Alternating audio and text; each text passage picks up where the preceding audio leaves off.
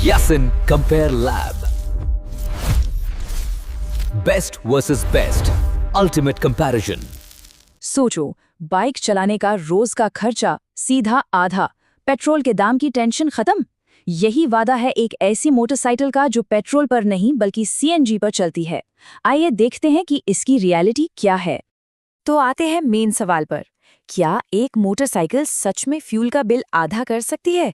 यही वो बड़ा क्लेम है जो इस बाइक को सबसे अलग बना देता है।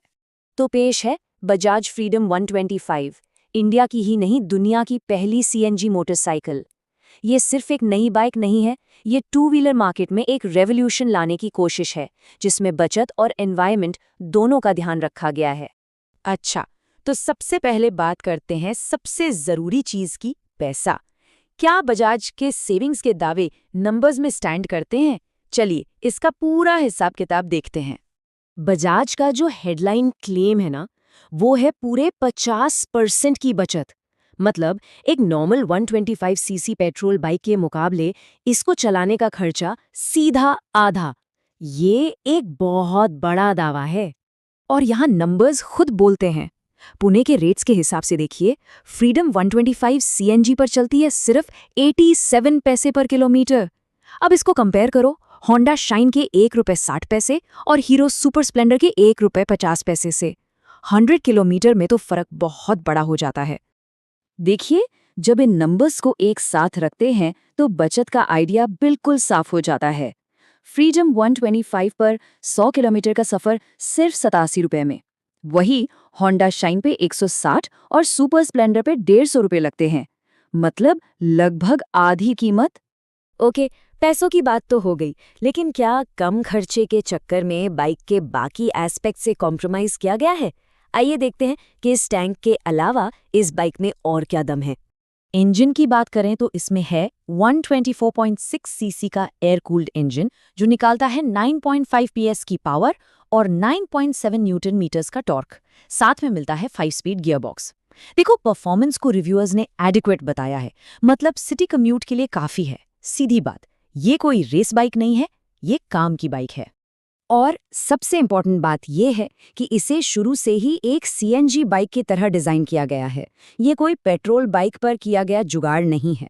इसका जो एक्सपोज्ड ट्रेलिस फ्रेम है वो सीएनजी टैंक के लिए एक प्रोटेक्टिव केज की तरह काम करता है और इस बाइक को 11 अलग-अलग क्रैश और इम्पैक्ट सेफ्टी टेस्ट से गुजारा गया है। Safety first. फीचर्स के मामले में भी ये बाइक पीछे नहीं है।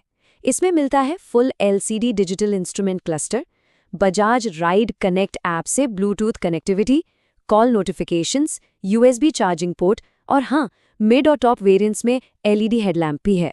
काफी मॉडर्न पैकेज है। इसके टॉप वेरिएंट में मिलता है एक मॉडर्न इन्वर्टेड एलसीडी डिस्प्ले। ये सिर्फ दिखने में कूल नहीं है, बल्कि कॉल अलर्ट्स और फोन बैटरी जैसे कनेक्टिविटी फीचर्स भी शो करता है जो आजकल डेली यूज में काफी काम आते हैं। अब आते हैं इस पूरे रिव्यू के सबसे क्रूशियल पार्ट पर। कागज पर तो सब कुछ आलीशान लगता है, लेकिन आखिर रियल वर्ल्ड में रोज के इस्तेमाल में ये बाइक अपने वादों पर कितनी खरी उतरती है?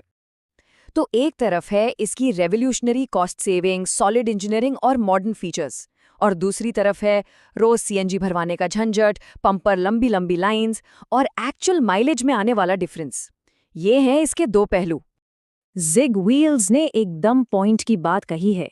सीएनजी स्टेशन पर आम नज़ारा है कैब्स और रिक्शॉज की लंबी कतारें, और ये एक ऐसी रियलिटी है जिसका सामना हर सीएनजी बाइक ओनर को करना पड़ सकता है। एक और प्रैक्टिकल प्रॉब्लम है पंप का प्रेशर।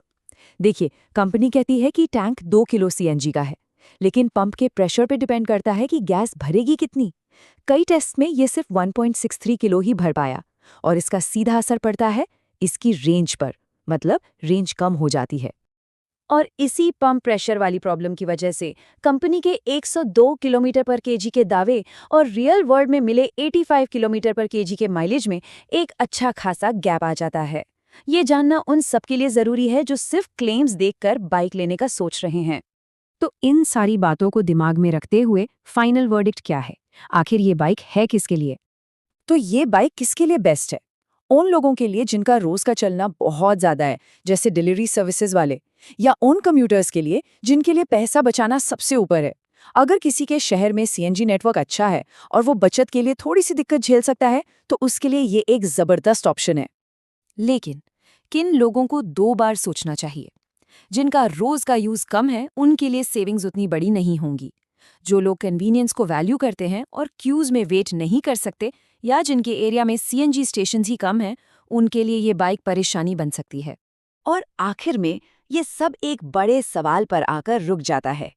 क्या आने वाले टाइम में कम्यूटिंग का मतलब यही होगा कि हम कम लागत के लिए अपनी सुविधा से कॉम्प्रोमाइज करेंगे? बजाज फ्रीडम 125 इसी सवाल का एक जवाब है। अब इसकी सक्सेस इस बात पर डिपेंड करेगी कि कितने लोग इस कॉम्प्रोमाइज के लिए हाँ कहते हैं।